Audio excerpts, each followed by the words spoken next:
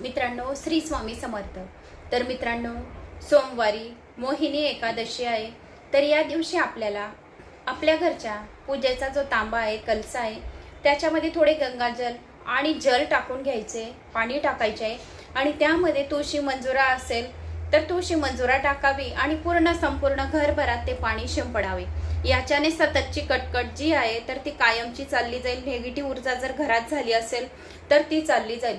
सोमवारी मोहिनी एकादशीच्या दिवशी तुळशीजवळ दिवा लावावा, 11 प्रदक्षिणा घालाव्या, ओम नमो भगवते वासुदेवाय नमा या मंत्राचा जप करावा।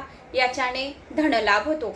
पिंपळाच्या झाडाला सोमवारी स्पर्श करावे, सकाळी दूध जल अर्पण करावे आणि पिवळे फूल असेल ते अर्पण करावे आणि संध्याकाळी दिवा लावावा। याच्याने अनिष्ट शक्ती जर घरात असेल, दोष असेल, पितृदोष, तर पिंपळाच्या झाडाची पूजा केल्याने घरातील पितृदोष कायमचा दूर होईल। मोहिनी एकादशी ही भगवान विष्णूला समर्पित आहे।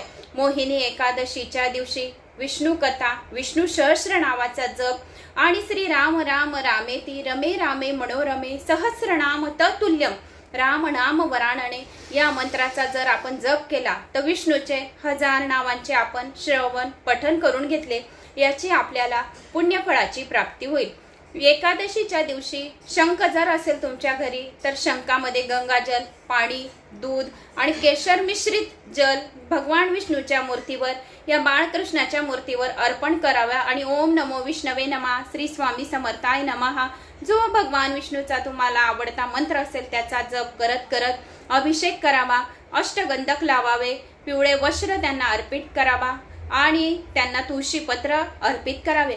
याच्याने आपल्याला संपूर्ण जेवढ्या 24 एकादशी आहेत वर्षातील, तर या एकादशीला जर आपण अभिषेक केला तर 24 एकादशीचे पुण्यफळाची प्राप्ती होते आणि भगवान विष्णू आपल्यावर मोहित होतात। मोहिनी एकादशी ही सर्वात आवडती एकादशी आहे भगवान विष्णूची। तर या दिवशी असे कार्य पूजेचे करायला विसरू नका आणि ओम नमो भगवते वासुदेवाय नमः या मंत्राची 108 वेळा जप करा। याच्याने पितृदोष कायमचा नष्ट होईल। श्री स्वामी समर्थ।